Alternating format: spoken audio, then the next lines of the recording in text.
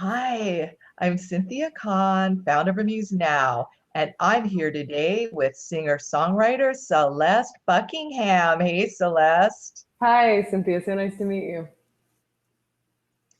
Celeste, congratulations for winning our ReverbNation featured artist contest.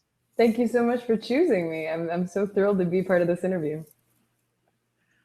We selected you because we love your hit single and video for Run, Run, Run. So tell us the inside scoop about this song. Well, I wrote this song when I was 16. It's actually kind of a funny story because I decided to get up at 2 a.m. in the morning. I couldn't sleep. I sat in my room with my out-of-tune guitar and I wrote this song.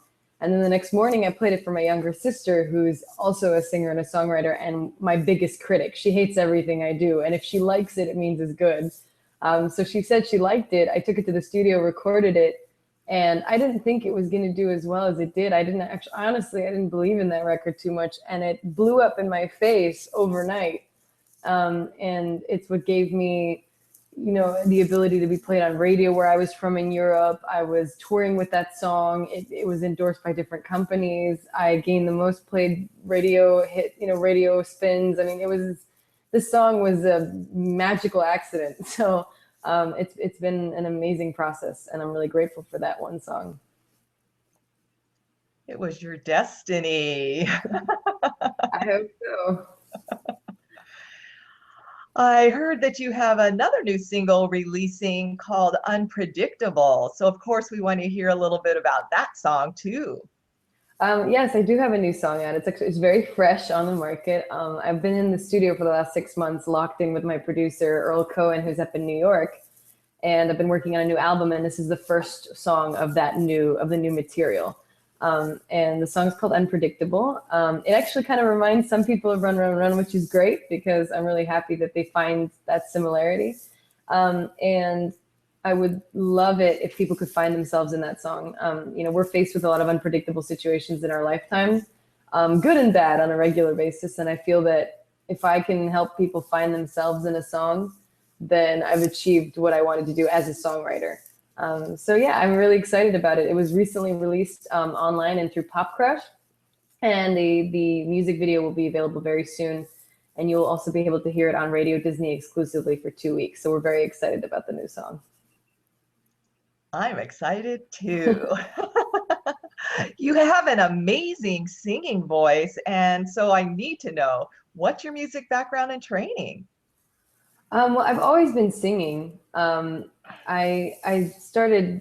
I mean, my mom has notes of me as a baby humming and creating songs when I was a little girl. But I took classes from the age of 6 to 15. So, and I never missed a day. My mom wouldn't allow it, so I never missed a class. And I took, private singing lessons, and I trained in opera and musical singing, and then I did, pop and folk music. So I did it for a while. And then I also started writing when I was about 11, 12 years old. And that's when I was writing seriously and trying to make them coherent, workable lyrics. So I've been surrounded and engulfed in music for most of my life. By the age of 19, you'd already conquered the European music scene. You had won an award at the Europe MTV Music Awards show. So give us a little insight into your music history and accomplishment. It makes me feel a lot grander than I actually I feel that I am. But thank you. I released my first official debut album, Don't Look Back, when I was 16. And the album had 3 successful songs. The first one, which was actually one of the first songs I ever released, was Blue Guitar. And I'd written that earlier. I'd written that when I was 12 or 13, and I put it on the album and re-recorded it. And it received some attention and kind of, it started people getting to notice me a little bit. And then I released Nobody Knows, which I'd written for a foundation for children and parents, for children with autism and their parents. So that was the second song that did relatively well. And then the third one that was successful off the first album was Run, Run, Run, which we were just recently talking about. And that song kind of took me by surprise and did extremely well. And then I had a few other songs on there. Of course, one of them I did a duet with my sister, Carmel, and the song's called Gone. And the other one was called I Was Wrong, which I did with a European rapper back in the day. And it's crazy because we recorded it there, we filmed the video in Los Angeles, then we went back and toured on that record, then we came back. So the album's kind of got a lot of stories on there behind the songs as well. I've also released a number of singles outside that album, and I've released and written songs with other bands, and I've done features. So there's a lot of musical history. I've won a few awards, which I feel like I haven't. I feel like my fans have won that for me. I won the MTV VMA award, which is the European MTV Awards. I've won their our regional equivalent of TV personality awards and things like that. So it's been a blessing, and I'd like to thank the fans for that, because they vote and they ask for who should get nominated and who should win. So thanks to them. Celeste, you've only been in the United States since 2013. Tell me, why the big move? Well, I graduated high school at 16 because I'd been working, so I sped up my schooling and I took my exams early. And I was applying to different colleges, both in Europe and the United States. And we came to Nashville to visit my cousin. She was getting married. And we stayed for a little bit longer than the wedding. And I had a few meetings in town with, publishers and songwriters and people in the industry. And then I'd also applied to Belmont. And magically, before I even left Nashville, I got accepted to Belmont and I was offered a specific kind of deal. And I went home and we just kind of sat down, consulted with the family, and decided that it was a good idea to move back to the US. So a few months later, we packed our stuff and moved back to Nashville. And I love it here. I love it here. And it's a magical musical city. And I think it was an ideal choice. Your story is such one of wonderful coincidence and happenstance, and it's just so fun. It's been a crazy fun ride. I feel like I live on a roller coaster or like a theme park. It's the greatest. It's so much fun. In your backstory, you say that you never follow a specific genre, and that keeps your sound raw and organic. As you mentioned, you've written for such charitable organizations as Parents with Kids with Autism and also discrimination against women. Tell me more about your songwriting philosophy and inspiration. I like to write about things that matter. They matter to me and the people around me, or they matter to a group of people, or they're issues that I want to address. I'm a young human being in a world that can get very crazy, and there's a lot of controversy and a lot of issues that are happening that shouldn't necessarily be happening. And so my way of expressing how I feel and my way of trying to tell other people what I think should be done or what I think is wrong with certain things in this life, I put in my music, because I am a singer-songwriter. And I think songs can sometimes convey messages better than books or speeches or talks, because a lot of times we tune out what people are saying. We are, my generation at least, we're very short attention span because we've been given everything on a silver platter in terms of information. We have extreme access to technology. We have extreme access to a lot of knowledge. And so we're very impatient. And so I think that being able to squeeze an important point about something or someone or some feeling or some ideal into a song that's 3 minutes and 30 seconds long, which is the standard for a pop record, in a way that's entertaining or enticing or interesting, is one of the best ways to communicate with people my age or older than me or younger than me, and be like, hey, there's things that matter. You can actually do something about this life. You can actually make your life and people around you better. And people think that's impossible, but it's actually not that hard to achieve. It takes a lot of hard work. I mean, it's not just magically going to happen, but nothing ever magically happens without a little bit of hard work. Amen to that, but you've been magically making things happen your whole life.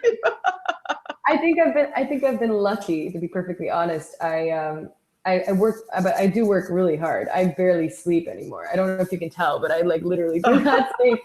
I am constantly on the phone. I am constantly running around. I spend more time in my car than in my bed. So, and I live at airports. So it takes a lot of hard work to achieve something where you want to make a difference in your own way, whatever way you can contribute.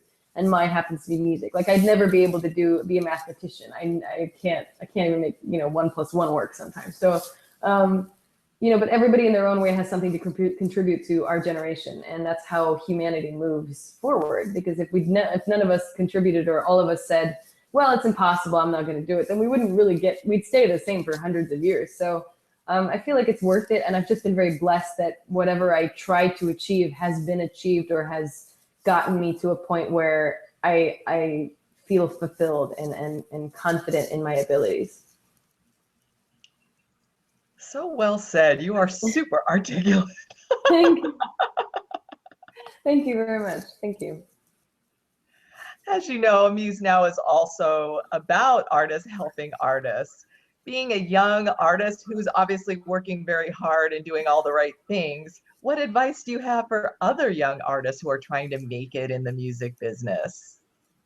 Everyone says it's hard, and I didn't want to be one of those people when I started, but it is really hard to get in this business.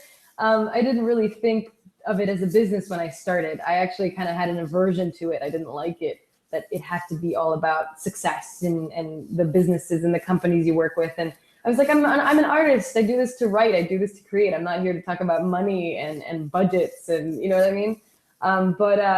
But I think the most important thing for an artist is actually to recognize their own talent and really work on it, and also find their niche. If they're trying to break into a market, and I'm a pop artist, so I'm talking about pop genre, but any artist of any caliber, of any genre, needs to know what they possess, needs to know how good they are at what they do, and not be, I'm the best, because there's always going to be somebody better than you. There is definitely someone out there 20 times better than me, but I know what I can do, and I know what I have. And I know that if I work a certain way and I work really hard and I'm careful about where I choose to go, I can do well for myself and also contribute to others. And so I think that the most important thing is, yes, the artist wants to be focused on creative 100% of the time. But if we're really aware of protecting ourselves and our needs and our creative integrity, I think that's the best advice I can give to starting artists. And then for younger artists who are not really working or recording yet, sing everywhere you possibly can. Get on your parents' nerves. Sing in the shower, sing when you're washing the dishes, sing in the car, anywhere you can get your hands on new music, do it. If you can take classes in piano and guitar, do it. I didn't have a lot of time to do it, and I regret it to this day. So just constantly self-improvement is the best advice I can give for any aspiring artist. Perfection in your craft, most definitely. Now that Unpredictable's out and you're getting ready to release the video, what else is up next for Celeste Buckingham? I hope a lot. And it sounds crazy because I actually would like to take a vacation, but I've spent the last 6 or 7 months in a studio writing and recording new songs, and not just new songs, but creating a whole new sound for myself. I mean, it's not something completely different. It's an evolution of what I've done, and it's gone. I hope it's gone somewhere further and better. I have an album that is almost complete. But before that, we have a couple of singles we want to release from that new music one by one. And one of the first ones is the new record, Unpredictable. It's just been released. I will be touring in the United States within the next few months. I will either be opening for someone or running a smaller headlining tour. I have some obligations in Europe that I need to take care of. For example, I'm a regional ambassador for the cosmetics company L'Oréal Paris. L'Oréal Paris is how they say it in Europe, is L'Oréal Paris. So I do commercials for them. I do events for them. I do some of their charity work as well.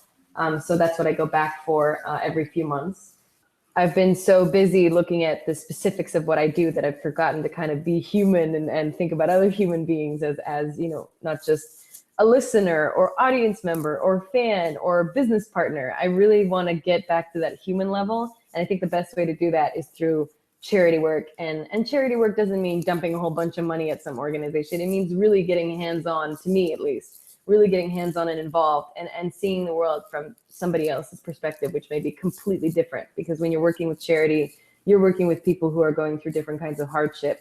And it's amazing to see the strength that comes from those people. It's inspiring, and it's what inspires me to continue writing, because that's what I write about, is overcoming obstacles is most of my songs, regardless of whether it's a romantic song or a powerhouse anthem or a ballad.